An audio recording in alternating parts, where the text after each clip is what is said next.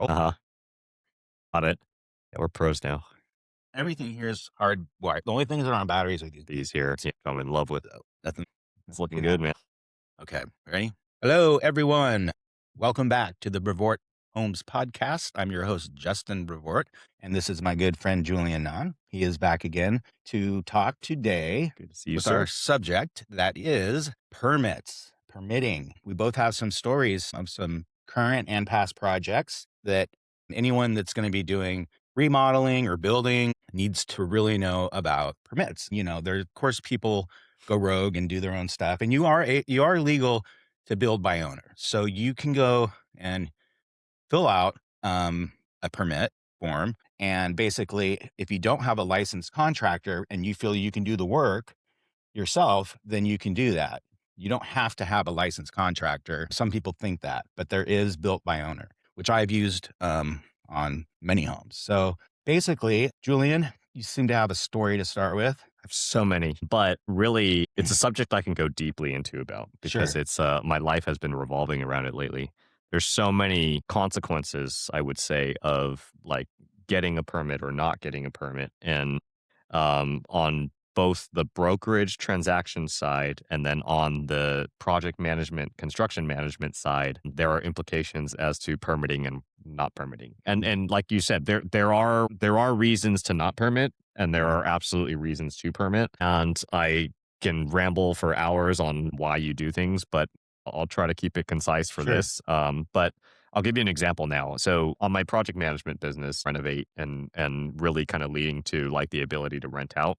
I had a client who has an unused garage. Kind of like if you were going to do a home flip, like it's just a remodel. Yeah. Yeah. It was a client who had bought this home 2 years ago, and she doesn't use her garage. She uses it to Hmm. do yoga. Hmm. And so she was like, you know Sure. what? Can I rent that out? Can I Mhm. convert it to an ADU? And she's like, absolutely. The problem is she didn't want, this is a story for another day. She didn't tell me there was an HOA in this community. It was in LA as well. Mhm. So HOAs in the city of LA proper are actually kind of rare. So Yeah. I didn't think to ask. There's a lesson learned on my part. Mhm. But that aside, she was very much like, I want to build this and convert it for as cheap as possible, Mhm. and just get it rented out, right? Mhm. So like the bare minimum we could do would optimize it. So I said, And she okay, wanted it legal, like permitted. she didn't Yeah. want it permitted. See, that's the thing is that I would say probably 90% of this whole town here, Manhattan Beach, and even in Hermosa Beach, have bootlegged their houses so much, garages and have rentals, and they've not pulled a single permit. Yeah. And so that was her wish. I advised her on the consequences. So here's one of the consequences, right? I said, okay, well, you're planning to lease this place out. Mhm. So you have to be prepared for this risk and You have exposure. liabilities. Thing. Absolutely do. So you get a tenant in there and you didn't permit anything and you just did some janky sink and toilet and next thing you know it's flooded the place and or mold or you're Yes. screwed. Well, and you're emboldening your tenant to take advantage of you. Mm, So, like, obviously, for my property management purposes, I'm very careful and qualify who the heck goes into my clients' properties. I would never let someone I suspected would take advantage, right? Because I read people and do all that stuff, treat it like an interview. But if you were unlucky and you were self-managing and you got somebody who was smart enough to know laws, like that could be one of the first things that person looks into, which is like, okay, so now we've unpermitted this garage. They look into the code. It's very easy to find in city of LA and they find, oh, wait a minute, my landlord hasn't permitted this space. I'm living in an unpermitted space. yeah. Let me go reach out to some contractors and like get their feedback, create a list of all the things that like need to be permitted and then give it to the landlord and say, "Hey, I'm occupying an unpermitted space. I don't have to give you rent, Yeah. until Yeah. you fix all these things." Yeah. And Hold what ends up hold 'em happening for is you saved ransom. all that money. Exactly. They'll hold you hostage. They can squat. They don't Yeah. have to pay you rent in Yeah. LA. Now they can make you. So you saved, let's just say you saved half the cost from doing it the right way. Mhm. Now you got to rip up everything you did anyway and then spend the money anyway to do it right. Mhm. And so that's probably by far the biggest consequence of Mhm. you doing that. So my advice to everyone is if you are trying to rent a place out, lease it out, you better get that permitted, Mhm. I because have a yeah. question on that. Uh-huh. So, let's say the person has a place that is fully permitted, rents it out, and then the tenant, announced to the landlord, starts adding stuff, like installing Ooh, things. And then what is and doesn't permit any of that stuff, like some permitted things and just does them on their own.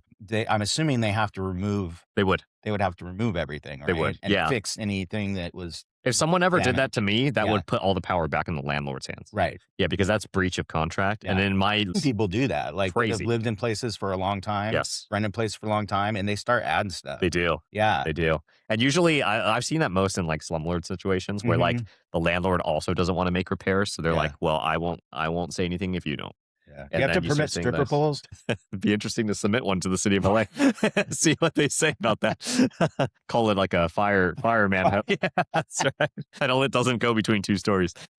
Yeah, it's um if they did that, at Mhm, least in the leases that I write, it would put the power back into the landlord's hands. mhm. That would be just cause to kick someone out, Right, and right? the Because if landlord you would did have that, to approve it, and then the tenant would just technically, I guess, pay for it, correct. and the You landlord either would you either would make do the them pay for the paperwork. removal, Yeah, yeah, or what's the more likely circumstance is it just gives you an out to kick them out, right. right? Because that tenant's got to say, "Well, I'm not going to Fucking with pay the my house. damages." Yeah, exactly. Get out, like you're out, and then you don't have to go through the California nonsense of eviction. Like that is actual cost. Yeah, That's true cost. So yeah, again, I don't see it as much in the properties that I lease out again because like who I put in there is just they're always great, and yeah, there's always a really good dynamic between the landlord and the tenant.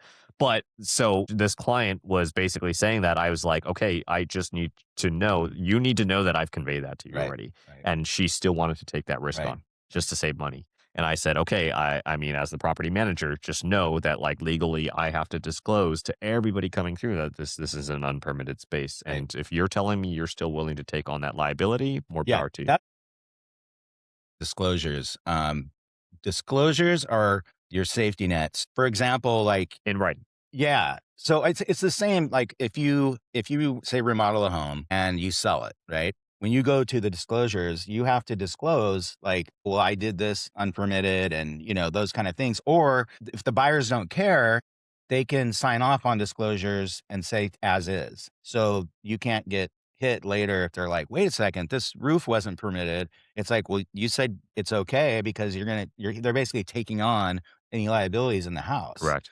And so when like this last house I did in Manhattan Beach, that was turned into kind of a mess. I had done the remodeling. It wasn't a big house. It was a mid-century, cute little mid-century house and permitted, certain things. But then there were some things that I didn't realize needed to be permitted. And I finished it. It was about a year project. It was a good flip for how much work went into it. It was like 6 days a week for a year and full days. And so when I went and listed it, I got a buyer. We were just getting ready to go into escrow, and I got a letter from the city of Manhattan Beach. And it said, "We saw that you have some unpermitted things in your home." And I'm like, "What?" And so I go down to the city, and they're like, "Yeah, you needed to permit this and this and this." And it wasn't crazy, but it was just like enough things where I had to stop my sale. And so I had to tell these people, I can't sell this house They can technically buy it They unpermitted. They can. they just have to do another disclosure form. Right. But they didn't want to and they backed out. So Yeah. then I'm like, this is gonna screw me. So there was no floor plans for the house because this was a 50s 45 house, right? And I had to go to an architect and do entire floor plans that showed all the work that I did in the house, which was a lot. It was a big remodel. Yeah. And then go and do all the work. One of the things I did was I moved a wall.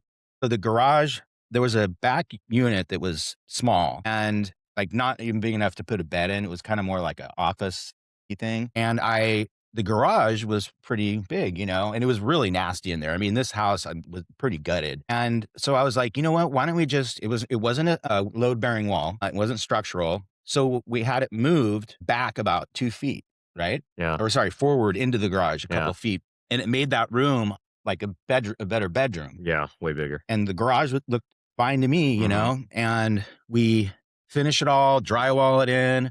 Mm, And I even put, there was on the other side of the garage, I put a washer and dryer in and we moved, um, and kind of align that with that wall. So that's finished and looks beautiful. We've shot all the pictures, we list it, we sell it. And then they send a guy out to measure from my garage door opening to that back wall that I moved into the garage. And it was off by like 6 inches. And he's like, this is not to code. Yeah. You got to take it down. You got to move it back or Yeah. something. So I had to move the wall back. So just that That's and re-drywall. I did it in the laundry room, same thing. I had to move that wall, redo my laundry that hurts. situation. I had doors and things I had to take down, and I don't know how much that ended up costing me, but it was just time. So after I work with this architect, do all the changes, it added like another like 8 months and cost me like probably like 100 grand because Yeah, I was also paying my mortgage that I had to keep paying. yeah, And so when you add that in, but the silver lining was that the market had gone up. And so when I relisted it for like 300 grand more and ended up it offset those costs. when it finally closed, I made about $200,000 more than if I would have taken that earlier offer. Yeah, Yeah. yeah. So at least it thank God, you But know? yeah, it was when saw that letter, I was just like, my stomach dropped, Yeah, because I thought I was out of that thing. So I wanted to move on to another right, project. yeah. And then I But was nothing like, like the market bailing you out. Great yeah. timing. I mean, that's awesome. Seriously. I mean, so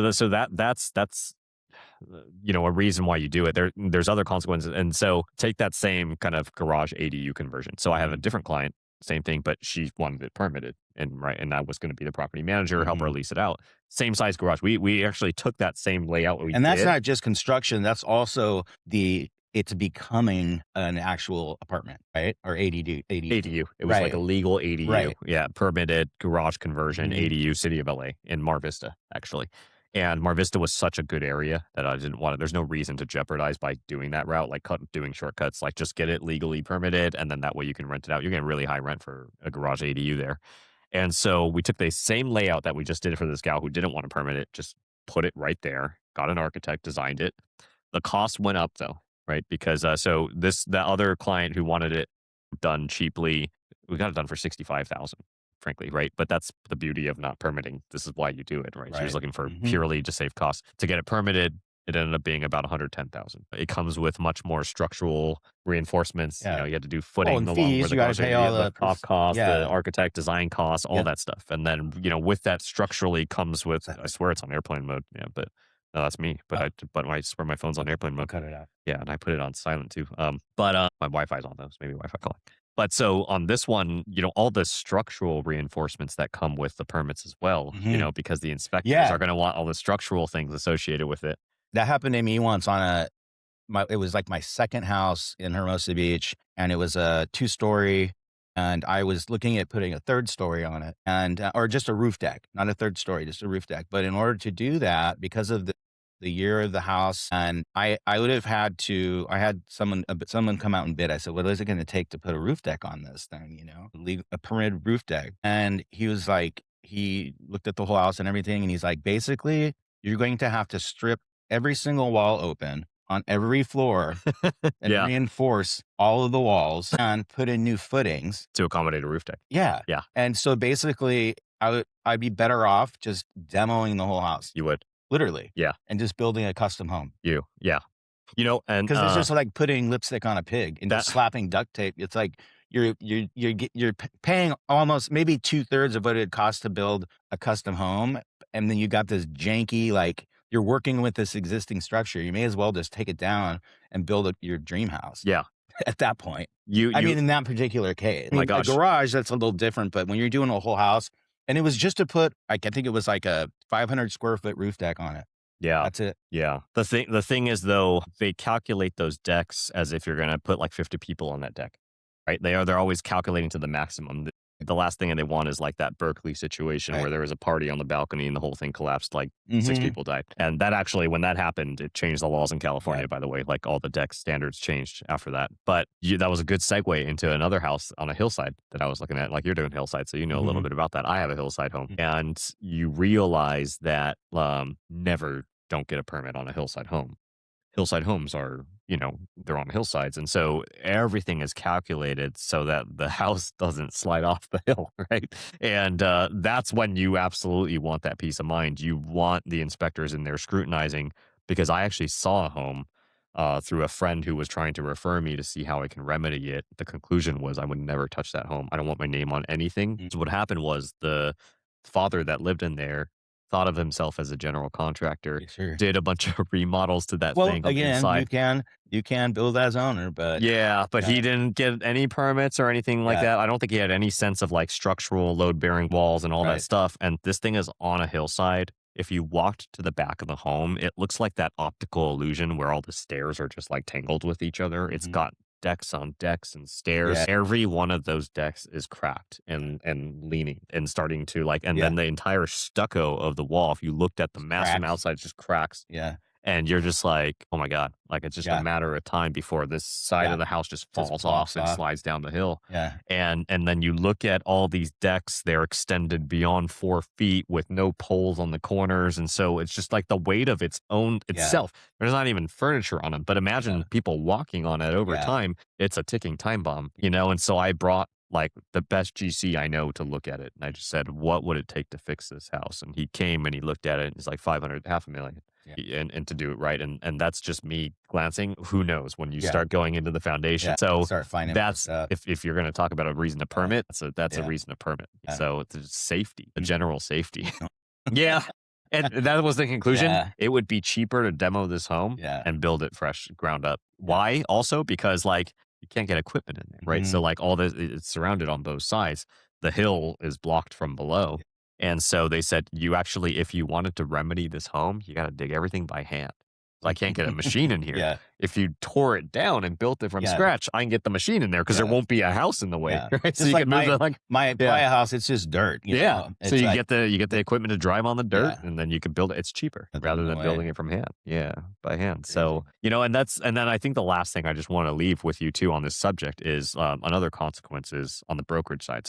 So like again, most of my clients and my buyers, they're not sophisticated in real estate. But one of the first things I always do, like when I go qualify a home and look at it for the first time, is was it permitted? Is there anything in here that doesn't look like it's permitted? And there's been two recent times where I've been able to tell my clients, "Hey, I just found out this thing wasn't permitted." They're like, "Oh my gosh, what does that mean?" It's like, yeah, but it's like, okay, like well, they're freaking out, but like we don't know why. It's like, okay, but what does that mean, right? Yeah. And then so they would ask me, and I'm like, here's what it means. So the first thing I tell them is like, if you ever wanted to rent this out, right, the whole disclosure thing, and then you're at risk, like they can report you, they can squat, they can do whatever Mhm. you embolden your tenant or you have to disclose it, puts a lot of risk on you. The second thing is when you go to sell this home, Mhm. somebody like me is going to come in and Mhm. I'm going to retrade you because I can call you out for this reason. That's really the only reason, right? Yeah. It's like so now that I've identified this because that's exactly what I did for my clients. I negotiated them. Mhm. There was a house where I got $40,000 off. I got 100, not only 100,000 off the listing, I got an additional 40,000 off because like as we kept uncovering, I was like, wait a minute, this isn't permitted. And what did I use as my reasoning? I just said I'm gonna have to demo all this and Mhm. rebuild it. And I'm gonna have to hire an architect to redesign the plan. Like, I hate your layout, but I'm gonna Mhm. have to actually get an architect in Yeah. here to lay it out the way that Yeah. it is now, and then build Yeah. it right. Yeah. And I have to tear down everything So that you put in there. so you can take it to planning and tell Exactly. them what materials you're using and your pylons and caissons and Exactly. yeah. So I itemized that list and I said I need Yeah. that off the purchase price, and I got it. You Yeah. know, so it hurts your resale value. Yeah. Right? And so that's when it catches up to you, is when you go back to sell that home. So Mhm.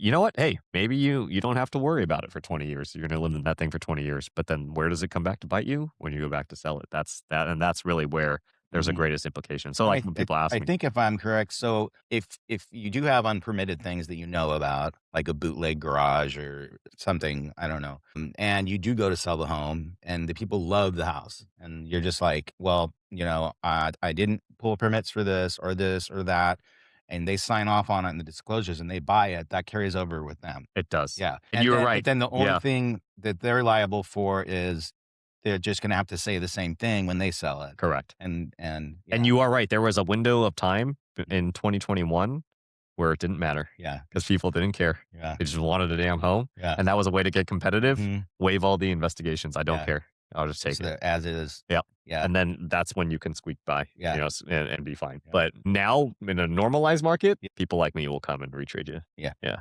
So Alright, well, I hope you guys got something out of that, and that will conclude our little chat about permits, and we'll see you in the next podcast with looking forward Julian to it. and I. Appreciate it. Thanks, Alright, take guys. care. Cool. Silence.